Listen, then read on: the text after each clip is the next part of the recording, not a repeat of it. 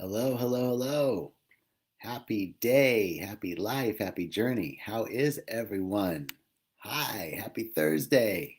Happy walking the path. I'm so glad to be here with you all. It's really great. Um, and it's great to begin. Great to begin. We're waiting for some traffic to build. I know that my dear sister Jen is in the background supporting, and I'm super grateful. And I'm grateful to be here. So just taking a moment right now in this now moment to welcome you all and to thank you for being here, and also to step into what we call an evocation. Right? An evocation is something that we do at Agape. Uh, we do this before we start service. We do it before we start a meeting. And an evocation is to say that we know that the presence, the universal presence, the divine mind is always present. It's never absent. It never wasn't. It's equally distributed everywhere. It's not bigger somewhere else. Like, it's not bigger where Deepak Chopra is and smaller where you are or where I am. It's just as full where Deepak is or where Reverend Michael is or any of the other luminaries. Uh, it's just as big where Thich Nhat Hanh is as where you and I are. So the presence is everywhere. So we don't have to invoke it. It's already here. We evoke it, which is an awareness, that, bringing our awareness into a fuller understanding that the presence is here. Okay, so that's what an evocation is, and that's what we're going to do really quickly before we start this Facebook Live, which is starting with a question: how do you perceive life? And the key is that life that life responds to us according to our perception. That's the key. That as we perceive, so do we believe. As we perceive, so it is. We're talking about quantum physics. We're talking about metaphysical truth. But this is the key to living a magnificent life. Viktor Frankl says the only thing that we have is our ability to respond to external stimuli. That's our only power. That's our superpower, actually. So here I am talking about all the points I wanted to make in the talk, and I haven't done my evocation. So let's jump into the evocation, because we start always in everything that we do with gratitude. So let's just join me for a second. If you are able to, close your outer eyes, just turn away from the world of effects for a moment, and we anchor into a realization of gratitude. For gratitude is the energetic signature that it's already done. So when I start with gratitude, I know that it's already good, it's already done, and I'm grateful. I'm grateful for the opportunity to step into a technology that allows us to communicate with each other, that allows us to connect with each other in new ways. I'm so grateful to be awake and aware and alive today. I'm grateful for a place called Rhythmia. I'm grateful for Jerry. I'm grateful for, so much of life, all the blessings that have been bestowed that we don't even realize. So many blessings. So I'm just grateful. And in this recognition of gratitude, I recognize that there's one source from which all things flow, one mind, one field, one unified field, one field of the possible, one field of infinite possibilities. That field, you can call it love intelligence, you can call it beauty, you can call it wisdom, you can call it the universe, you can call it the all in all, you can call it God, you can call it whatever you'd like. Divine and loving Holy Spirit, whatever it is that connects you to that which is in back of everything, that's what we're recognizing now. We recognize it as love. It's only love. No matter what the appearances are, love is the fundamental lodestone of life. It's what underwrites everything. So I know that this presence is loving, for it gives me the gift of life without any condition. I can do whatever I want with it. So I know it's loving. And I know that this presence is abundant because it takes out of itself and creates more of itself without ever depleting itself. So I'm grateful to recognize the abundant nature of love in the divine. And I know that it's flowing in me right now. I know it's flowing in you right now, because it can't be any different. It's never absent. It's always present. So this is what I know, that right where you are, the presence of intelligence and wisdom and excellence and creativity and love and beauty and joy and harmony and peace and balance, they're all right where you are. They're right where I am. And so together in this recognition of oneness, wow, my eyes are clear. I see clearly now, and know that everything that's going to unfold in this talk is right on time. It's just what needed to be said, for it is the divine intelligence moving through us all. We're co-creating it together. And I know that there's something in me that goes through this technology and reaches people and touches them and embraces them. And in turn, that energy is returned to me and embraces me. And together we're co-creating a phenomenal talk. That's what I'm talking about. And so it is. All right. Well, that's just a little way of beginning our evocation, beginning with an evocation. So I'm really grateful to be here with you and to start with today's topic. How do you perceive life? And the principle is kind of what we were talking about in the evocation, is the uppermost God, the uppermost intelligence, the uppermost realm of the unified field, and the innermost aspect of that are the same. The uppermost God and the innermost God are the same. The unified field and that realm of infinite possibility exists within me, one and the same, as above, so below. Hermetic principles. So it's the same thing we say when we say namaste. Namaste on the couch right now, let me tell you. No. Now I'm going to go back and read one of those good books. No, right now I'm going to stay with you. Namaste is the recognition of the divine in me recognizes the divine in you. So that's an affirmation that we say in yoga. This is a way of greeting people, right? It's a recognition of this truth that the uppermost God and the innermost God are the same. And if that is true, then all people, it's what we were talking about in the evocation, then all people are divine. All people are divine. No matter what I think of them, they're divine. And trust me, I got some opinions, right? Y'all have opinions? I got opinions too. But those opinions don't matter. Ram Dass says if you want to know the truth, give up your opinions. Thank you, Ram Dass. So my opinions don't matter. The truth is that no matter what I perceive, they're divine. Now, if the divine is within all of us, then my ability to see it is a direct effect of how much I permit myself to see. What am I willing to see? So here is the key to relationship. Are you ready? Can I get a drum roll? As I perceive others, that's how they perceive me. So how are you perceiving life? How am I perceiving life? As I perceive others, so they are perceiving me. Everything responds to me and to you at the level of my recognition of it. That's huge. Catch that. Everything responds to us at the level of my recognition of it. So this is a huge spiritual principle. If everything in life is responding to me as how I recognize it, that further reinforces Viktor Frankl's statement. And my dear friend Jen Sedini from Evolve and Ascend in Amante, she had a post this morning on Instagram about Schrodinger's cat, right? And so for those of you who don't remember Schrodinger, don't worry, PETA, we're not actually putting the cat in the box. But if there was a cat, imagine a cat in a box. Is it living or is it dead? There's these two possibilities. And until we open the box, both those possibilities exist. But the minute we open the box and see, we limit possibility. So possibilities are unfolding in infinite potential. How am I perceiving them is how they are responding to me. Life responds to me at the level of how I recognize it. You have had this experience yourself. I know I have.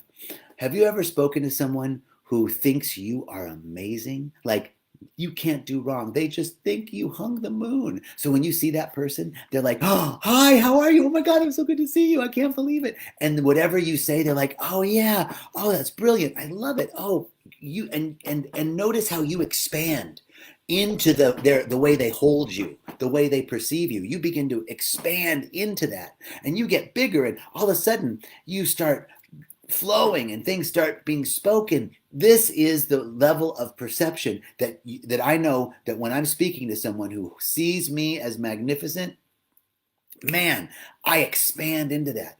And conversely, I've had the experience, and I'm pretty sure you have too, of talking to someone who just thinks you are stupid. doesn't see you, doesn't see how big you are. They see you like this. They just don't even like you, right? And they have all these opinions about you. And even though you don't know every one of them, I know that when I speak to people like that, it's like I can't get out of my own way. Sometimes I say the exact thing, like don't say that, don't say that. I say that.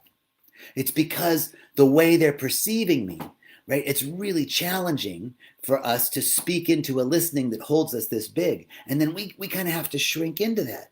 So imagine that conversely. If you are doing that to people, if I'm doing that to people, if somebody comes up to me and I'm like, oh God, here's that other person, I can't believe, go ahead, let me hear what you have to say.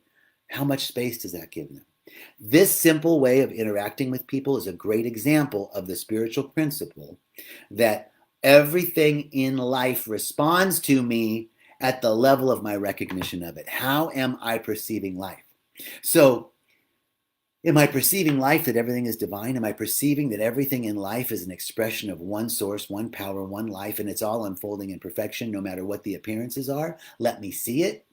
That's a new way of perceiving life, and life can fill that, right? Can fill, if you hold life big, it's going to fill it. Just like if somebody holds you big, you can grow into that space. If you hold life like this, it's going to fit into that. So how am I perceiving life?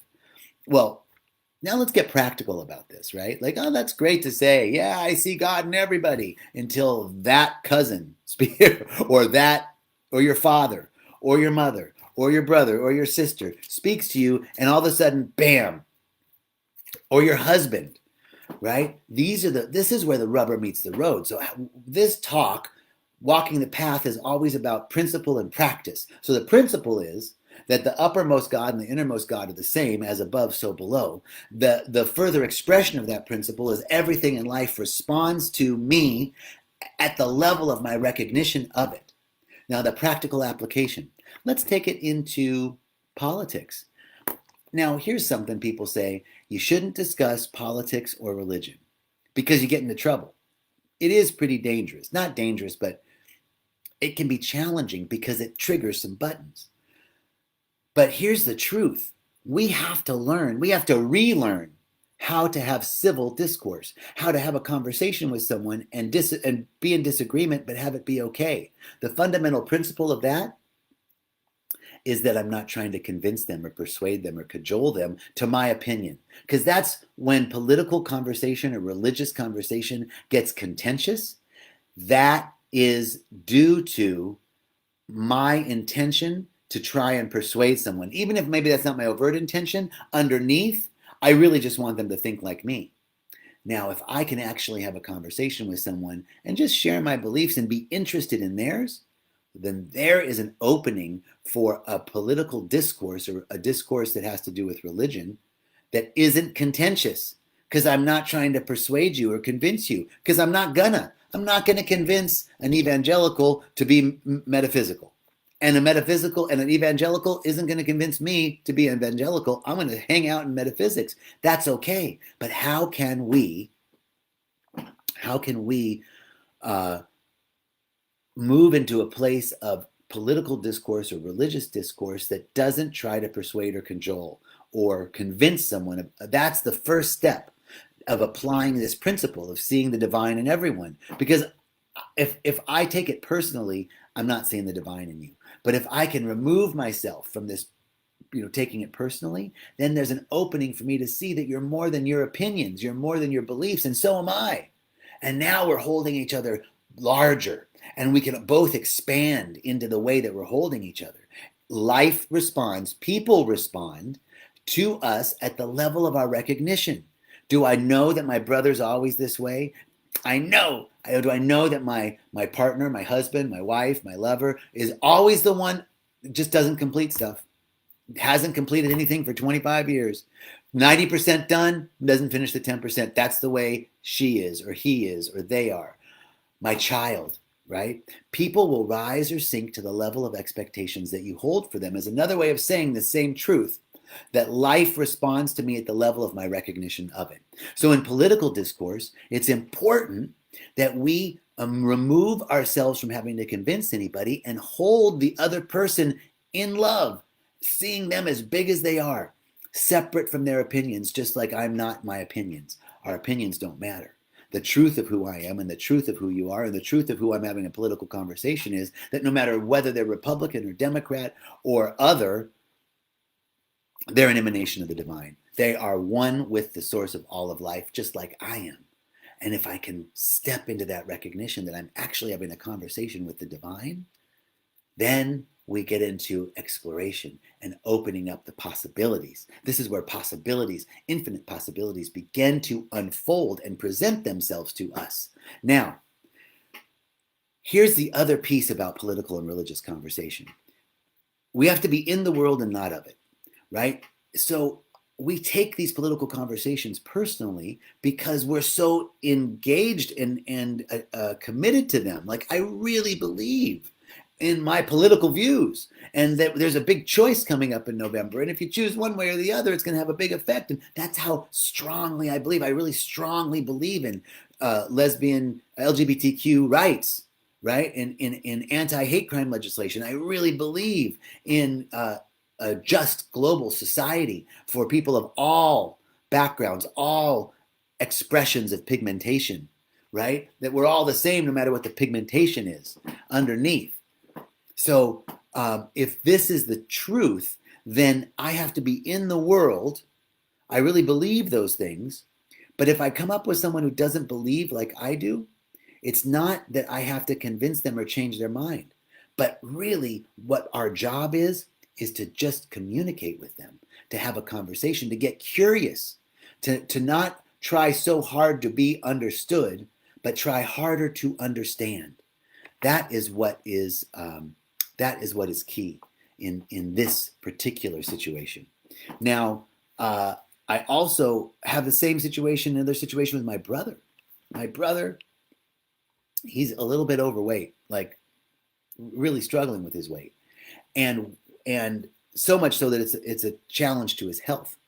And for years, my other brothers and sisters and I have been, kind of nagging him and trying to browbeat him into movement or exercise or diet or do something, right? We've done everything. I've introduced him to trainers. I've offered to pay for the training, tried to give him counseling sessions, encouraged him to go to this program or that program, or tried to help, or right. And the whole time he kept saying, yeah, whatever, never did it. Finally, we all got so tired.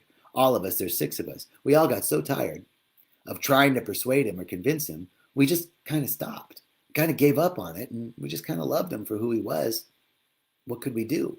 We felt very strongly, just like in the political situation, we feel very strongly, right? Like this is a matter of health and you have kids. And if you don't take care of yourself, you're not going to be there for your kids. And I mean, this is life and death. This is serious, right? But we just sort of, we gave up on trying to convince him. We didn't give up on him. We still loved him. Well, guess what happened? Guess what happened? The minute we all stopped, we all just kind of stopped. And then the next thing we know, we got a text from my brother saying, I just finished my 4th week of boot camp. I lost 8 pounds, Wow, right? Life and people, everything responds to us at the level of our recognition of it. When we were recognizing Donnie as a guy who was overweight and not doing anything about it, that's what he was. When we just recognized him as love, before we knew it, he was doing that which we really wanted him to do. Not because we were trying to get him to it. It just came up naturally within him.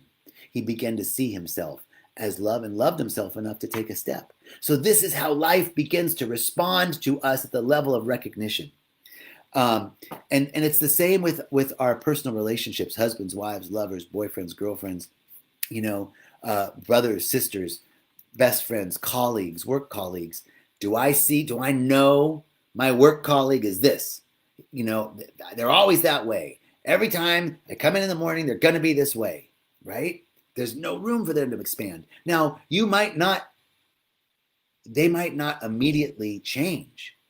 But our job is, no matter what the appearance is that they're representing, we still anchor into, I know you're an iteration of the divine. I know that the same God that is within me, the same divinity, the same perfection, the same wholeness, the same love that's within me is within you, whether you see it or not. And I'm just going to be there with you and not get caught up in the appearances.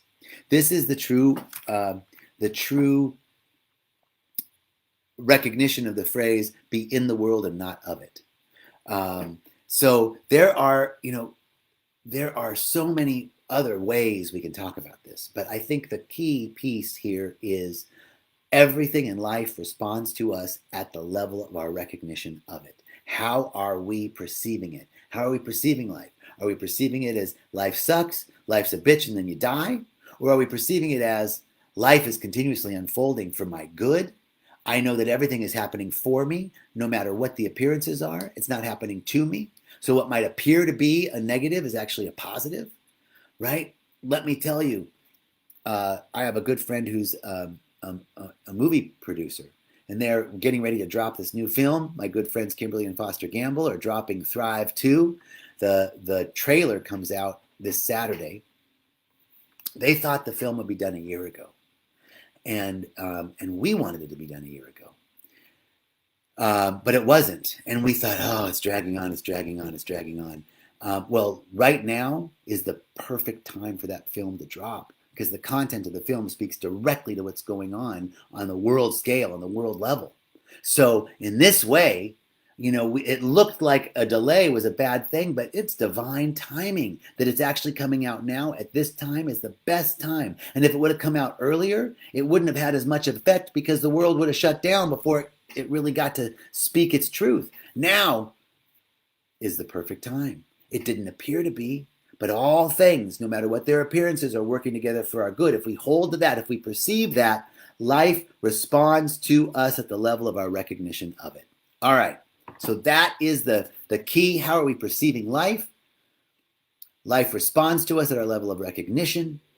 And our job is to see through the appearances to the unified truth behind them and watch that truth reveal itself as we perceive. That's it. Peace and blessings. I'm so grateful to have this opportunity. Thanks for stopping by. Be sure to check out Kim Terranova tomorrow for her Our Love Facebook Live. We've got I Am the Miracle with, I think Kim is doing that on Saturday too. And then we'll be back Monday with the amazing Natalie Ledwell for Rise Up Conversations. Natalie Ledwell is the face of Mind Movies and co-creator of Mind Movies, which is an amazing platform for creating a moving visioning board. So, vision board.